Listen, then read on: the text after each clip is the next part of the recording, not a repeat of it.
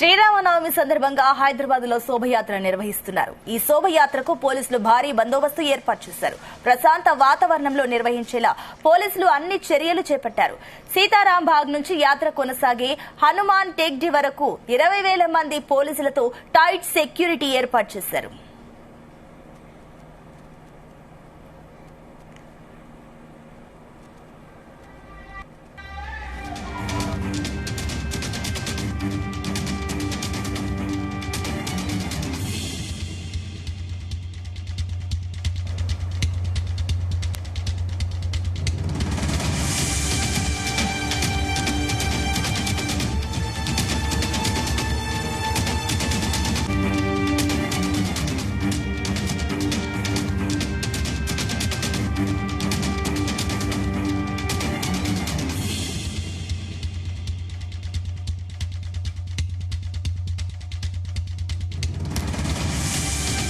సీతారాం బాగ్ నుంచి భాగ్యనగర్ శ్రీరామనవమి ఉత్సవ సమితి ఆధ్వర్యంలో వేడుక నిర్వహిస్తున్నారు. దూల్పేట మాగ్రా నుంచి నిర్వహిస్తున్నారు. అదేవిధంగా దూల్పేట నుంచి బీజేపీ ఎమ్మెల్యే రాజా సింగ్ ఆధ్వర్యంలో శోభయాత్ర కొనసాగుతుంది. 3 ప్రాంతాల నుంచి కొనసాగే శోభయాత్రలు మంగల్హాట్ ప్రధాన రోడ్డులోని అనితా టవర్ వద్ద కలుస్తాయి.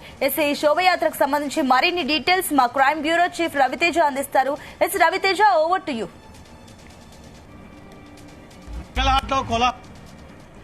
ఎగ్జాక్ట్ గా ప్రారంభం కావాలి. రాజా సింగ్ ర్యాలీ ప్రధాన ఎంట్రన్స్ ద్వారా ఇక్కడ స్టార్ట్ అయింది. ఫస్ట్ మనం సీతారాముల కళ్యాణం ఒక విగ్రహాన్ని చూస్తా ఉన్నాము.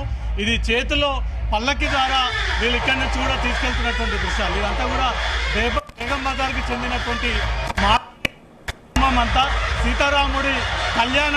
సీతారాముడి విగ్రహాన్ని కళ్యాణం పూర్తయిన తర్వాత పల్లకి ద్వారా వీళ్ళు భుజాలపైన మోసుకుంటూ పాతకాలం పద్ధతిలో రాముల వారి సీత విగ్రహాన్ని చేతిలో పట్టుకొని వీళ్ళు ర్యాలీగా బయలుదేరుతా ఉన్నారు. ఇదంతా కూడా ఒక కుటుంబానికి చెందినటువంటి వారు. వీళ్ళు రాముడి కళ్యాణం నిర్వహించిన తర్వాత దాని శోభయాత్ర రూపంలో సీతారాముడి యొక్క విగ్రహాలను చేతిలో పట్టుకొని పల్లకి రూపంలో వీళ్ళు ఇక్కడి నుంచి ర్యాలీగా బయలుదేరి బేగం బజార్ నుంచి ముందుకి వెళ్తా ఉన్నటువంటి దృశ్యాలు కనబడతా ఉన్నాయి.